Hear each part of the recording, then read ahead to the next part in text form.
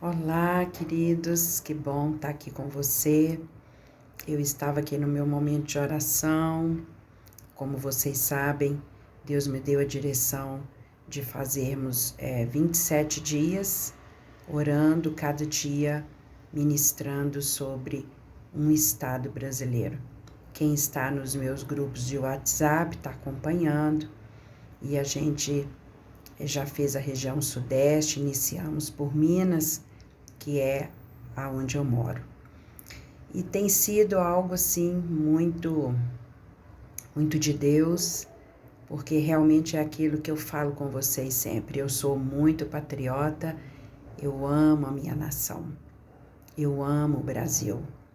Já compartilhei com vocês que eu já tive a oportunidade de levar meus livros até em outras línguas para fora do Brasil.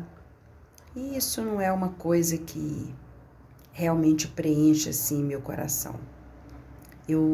Se ele chegar, ele já foi para fora, lógico, muitas pessoas já levaram os nossos livros para outros países e eu sou grata a Deus por isso. Eu realmente creio que pessoas lá fora também são abençoadas por eles, mas se alcançar aqui no Brasil eu já fico muito grata a Deus.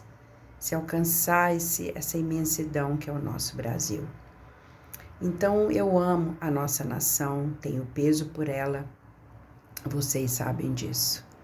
E eu quero dizer uma coisa para vocês, esse momento que a gente está vivendo é um momento muito delicado. É um momento em que estamos na berlinda. Estamos assim, a sensação que eu tenho, muito próximos de um grande perigo. E que muitas pessoas ainda não perceberam isso. Não perceberam. Então, assim, eu não quero pecar por omissão. Não é? Eu não quero pecar por omissão. Muitas pessoas que estão em lugar de autoridade e são grande influência na nação estão calados, não é? E é aquele texto de Esther. Será que por acaso não foi para esta hora que foste colocado neste lugar, nesta posição? Será que não foram? Então, assim, eu acredito que tem pessoas infinitamente mais influentes do que eu, que poderia estar dando a sua opinião, estar ajudando, né, a esclarecer algumas coisas. Mas eu não quero me pautar pelas outras pessoas, eu vou fazer o que me cabe, eu vou fazer a minha parte, porque diante de Deus nós vamos prestar conta do que estamos fazendo hoje, principalmente como cidadãos, não é?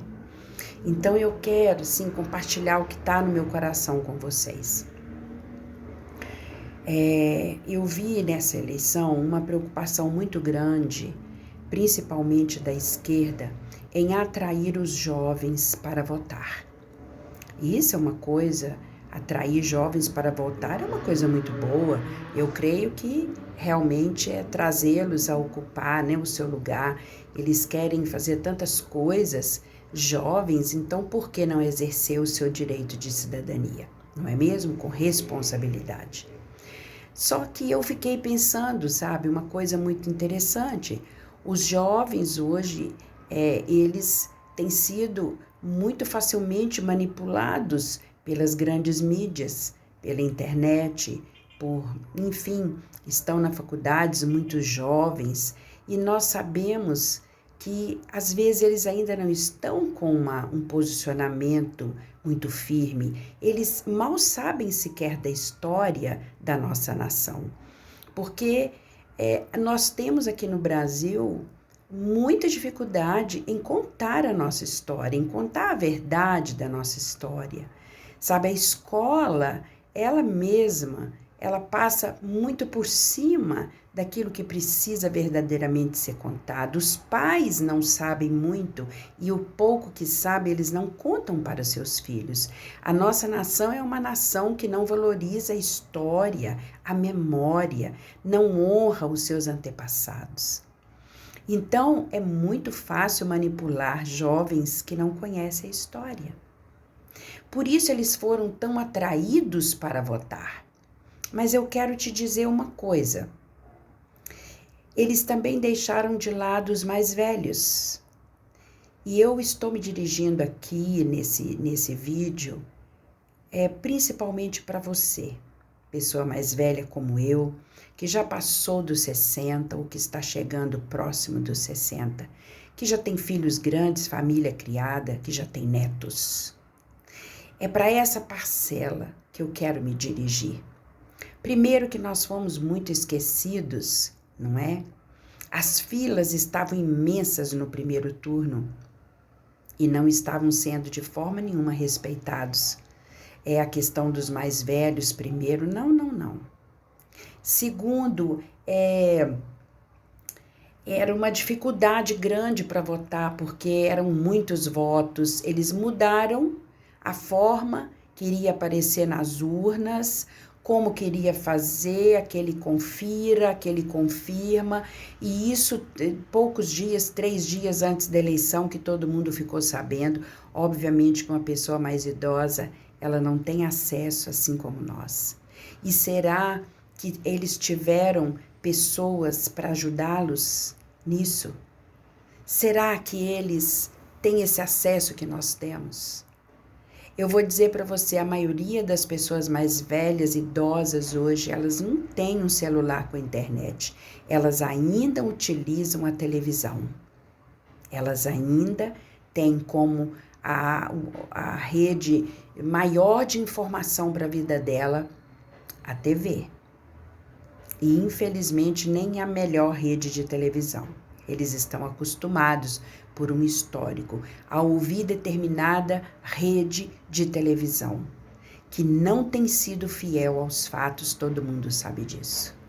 Essa rede de televisão, muito antiga, muito poderosa, ela costumou a escolher os governantes para essa nação.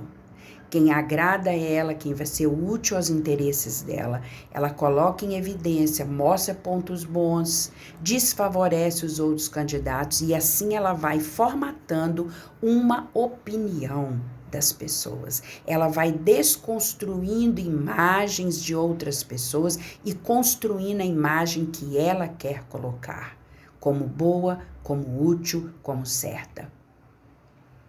E então eu estou falando isso com você porque eu tenho muito acesso a pessoas mais idosas. É um público que anda muito junto comigo, que está muito comigo, a maioria das pessoas. Não só de amigos, pessoas, irmãos em Cristo, mas pessoas que me seguem, que estão junto do nosso ministério. Então essas pessoas, elas foram informadas, mal preparadas, desrespeitadas nesse pleito. Muitos não foram votar. Muitos foram e desistiram, voltaram para trás. Vocês acreditam que alguns netos e filhos fizeram a colinha para o papai, para a mamãe, para a vovó, escrevendo ali números errados? Muitos dando ainda o número de Bolsonaro, o número antigo. Não colocaram o 22, mas colocaram o número antigo dele, que foi o 17 no pleito passado. Então são coisas que a gente tem visto, sabe? E eu estou aqui, eu quero pedir a você que tem um vovô, uma vovó, um papai, uma mãe mais idoso, ajude, respeite, encoraje eles a irem exercer o seu direito de cidadão. Olha, outro dia uma pessoa mais idosa da minha família disse assim, não, eu não votei, eu também não quero votar, porque eu não sou mais obrigada a votar. Mas eu quero dizer uma coisa para os idosos que me ouvem. Sim, determinada idade não é mais obrigado a votar. Já está idoso. Mas eu posso te dizer uma coisa, idoso que me escuta, idosa que me escuta, se você está de pé, fazendo as suas coisas, cuidando da sua casa, preparando o seu alimento, indo à sua igreja, fazendo suas visitas, se você ainda faz isso, se você está vivendo a sua vida, eu acho que é seu dever votar. Eu acho que essa questão de não ser obrigado a votar, ela deveria ser para os doentes que estão acamados. Este sim. E olha que eu vi muito idoso de bengala, muito idoso de uma situação de saúde muito debilitada na fila. Mas ele não desistiu, ele estava lá, porque ele queria fazer parte da história. E eu quero dizer uma coisa para vocês. Vocês vão dizer assim, Marilene, por que você envolve assim, você gosta da política? Olha, eu nasci numa família, uma cidade pequenininha do interior, onde vocês sabem que a política é uma coisa muito importante numa cidade do interior. A pequena cidade, ela vive isso, né, muito intensamente, porque a gente conhece as pessoas, enfim, é uma disputa. Eu nasci, eu cresci no meio de pessoas da minha família se candidatando, ganhando, perdendo, mas estavam ali. Eu realmente aprendi a ter um olhar mais apurado sobre a política. Eu aprendi, e muitas vezes sofrendo na minha própria carne, o que é difícil, como é difícil um político que não faz jus ao voto que deram para ele. Nós já vivemos isso na família. Então, queridos, eu quero dizer para vocês, tem uma história na Bíblia que está no livro de 2 Reis, capítulo 20, no verso 16, no verso 17, Ezequias era o rei. Deus havia concedido a Ezequias 15 anos de vida depois que ele adoeceu e estava com uma sentença de morte. E Ezequias, ele viveu aqueles anos intensamente, e vieram pessoas de muitos lugares visitá-lo, achando muito interessante a beleza que Deus fez na vida dele, a prosperidade, a cura, a saúde. Então ele estava cheio de si, ele estava orgulhoso, e vieram pessoas da Babilônia para visitá-lo, e quando aquelas pessoas chegaram, ele mostrou tudo, enfim, ele ficou muito orgulhoso daquilo. E quando as pessoas foram embora, o profeta Isaías chegou perto dele e diz assim, disse Isaías a Ezequias, você mostrou tudo? Ele disse, mostrei tudo. E então Isaías disse a ele, eis que virão dias em que tudo quanto houver em tua casa, com que tesouraram os seus pais até o dia de hoje, será levado para a Babilônia. Não ficará coisa alguma aqui, diz o Senhor. Dos teus próprios filhos que tu gerou, tomarão para que sejam eunucos no palácio do rei da Babilônia. Olha que palavra dura. Estava dizendo, não vai ficar nada aqui, eles vão vir e vão roubar tudo, vão levar tudo, vão levar os seus filhos serão castrados, serão eunucos no palácio do rei da Babilônia, serão servos. Eles não gerarão descendência. E sabe o que Ezequias disse? Boa é a palavra do Senhor, que disseste, pois ele pensou, haverá paz e segurança em meus dias não haverá guerra, e isso será no tempo dos meus filhos e dos meus netos.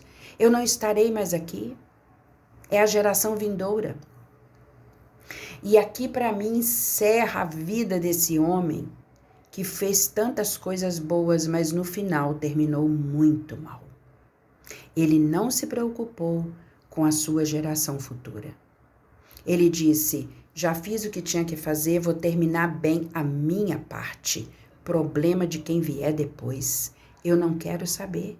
Isso não me interessa. Isso é com eles agora. A minha parte eu já fiz. Nos meus dias está tendo paz. Se vai ficar difícil depois, vai ser depois que eu morrer, eu não vou ver. Eu não quero saber. Olha que mente pequena. Absurdamente demoníaca. Então eu estou aqui, gastando meu tempo com você, para dizer que eu me preocupo com a minha família e com meus netos. Quando eu não estiver mais aqui, os meus netos estarão, os meus bisnetos estarão, os meus filhos estarão. E que eles não sofram as consequências da minha omissão. Eu aqui no lugar desse rei Ezequias, eu rasgaria as minhas vestes. Eu viveria o resto dos meus dias para tentar mudar esse quadro. É por isso que eu estou aqui com você, falando com você hoje. Você, vovó que me escuta, vovô que me escuta, que tem netos, pense neles. É nosso dever. Eu não vou ficar aqui falando coisas que você já sabe. Você sabe que esse governo de esquerda que quer voltar é a maior destruição da nossa nação. Você sabe. Por mais que você não tenha internet, por mais que você não saiba detalhes, que você não goste nem muito de política e nem envolva, mas você viu o Lula sendo preso, você viu a Dilma sendo deposta. E isso não é invenção humana. Isso não foi meia dúzia de pessoas. Foi a justiça. Foram muitos julgamentos até se chegar a uma sentença. E hoje, o seu voto pode trazer todo este povo de volta. Pode trazer esse homem que roubou tanto da nossa nação, mas é tanto dinheiro que a minha cabeça não consegue entender, imaginar a quantidade de dinheiro. Ele é trilionário hoje. Ele deu dinheiro nosso para outros países, para amigos seus comunistas, porque a ideia deles era tornar tudo um comunismo só. E se você vê os nossos vizinhos, todos empobrecidos, roubados e saqueados. Olha a Argentina. Olha o que fizeram com a bela Argentina. Olha a Venezuela, rica que ela era. Olha o que fizeram. Olha a Nicarágua. Você que é cristão que me escuta. Padres de 60, 70 anos, até 80 anos, sendo expulsos como cachorros da nação.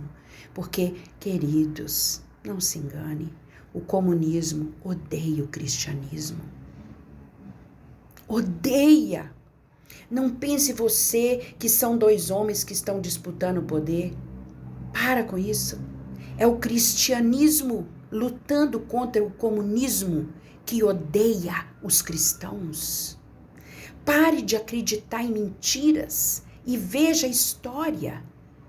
Procure saber. Peça um neto, um filho da sua confiança para te mostrar com vídeos, com documentos. Que isso tá fácil hoje na internet. Depoimentos. Não é uma pessoa. Por favor, não acredite numa rede de televisão e nem acredite só naquele filho seu, naquela filha sua que está adepta ao petismo, ao lulopetismo. Por favor, ouve a história, ouça a história. Por favor, veja os fatos. A luta não é por uma questão de ponto de vista, é uma questão de sobrevivência. Olha, domingo passado, que foi a eleição do primeiro turno, quando saiu o resultado que eles viram Lula com uma grande expressão de votos,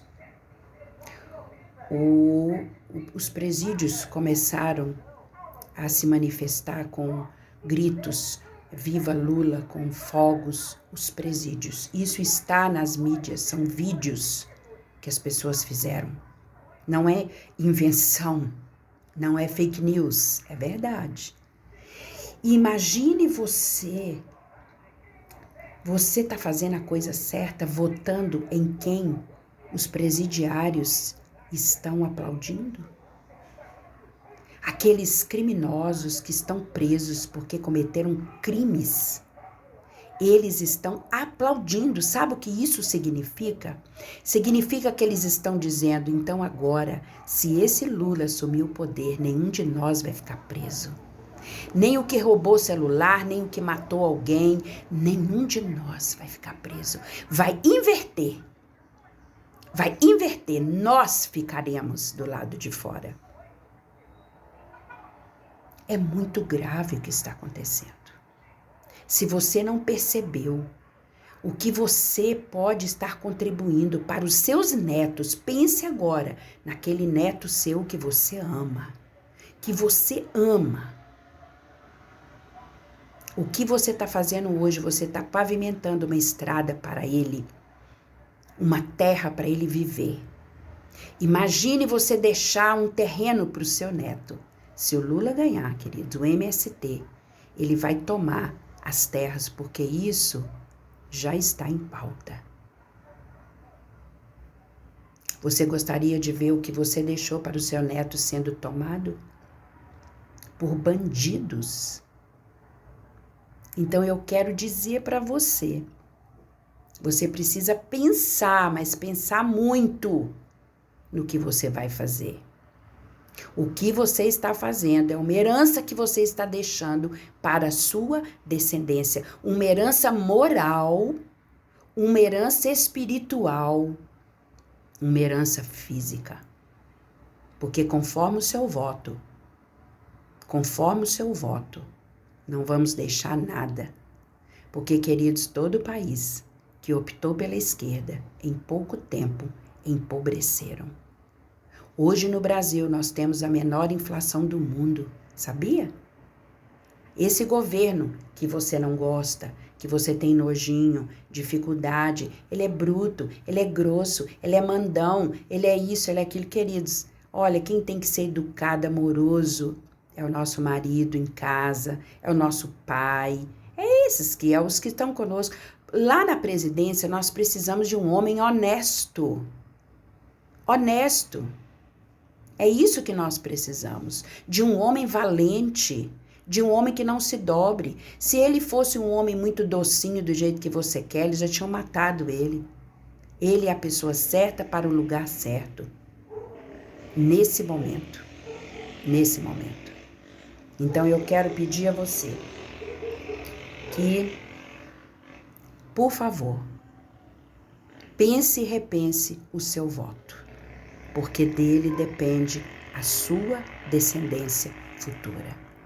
Muitos lá na frente vão saber o que você optou. Por favor, se você teme a Deus, não se omita nessa hora, porque foi por causa dos 32 milhões de abstenções e nulos é que nós estamos vivendo. Poderia ter sido resolvido no primeiro turno. Poderia. E agora eu peço a você, se levante. Se você quer o bem da sua família, o dia que você partir, você deixar pavimentado para eles uma estrada sem drogas, porque o governo lulopetista, ele é a favor de liberar a maconha e liberar as drogas. Se você já conviveu em sua família com alguém que usa drogas, você sabe o quão destruidor isso é. E isso não é balela. Isso são pautas, são compromissos que ele está assumindo. O aborto, as drogas, a liberação das drogas. E como na Nicarágua, não pense você que a igreja vai viver em paz para ter os seus cultos, as suas missas, as suas celebrações. Não.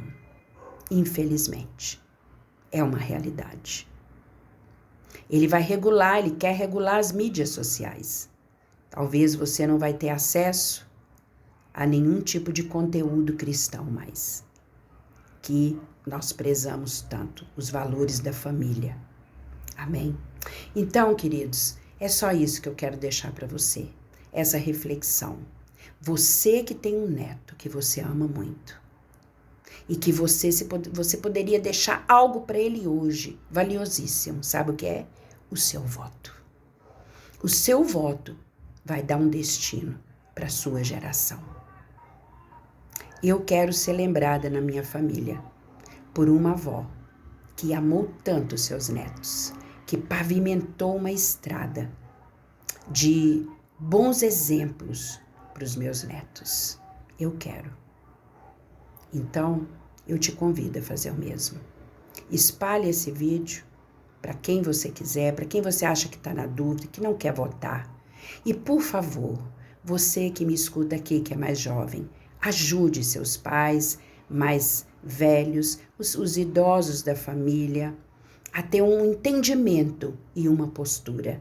E no dia de votar, Abrace eles, conduza eles para esse momento tão importante da nossa nação. Um beijo no seu coração, que Deus nos abençoe, que Deus ilumine a nossa nação, que venha uma revelação do alto para que você não engula mais nenhuma mentira do inimigo, que você deixe os seus sentimentos de lado, que você não deixe a sua mente ser tomada pela vontade de uma mídia que está aí destruindo uma pessoa e colocando o certo como errado e colocando aquele que é tão errado como certo. Um beijo no seu coração, que Deus nos abençoe.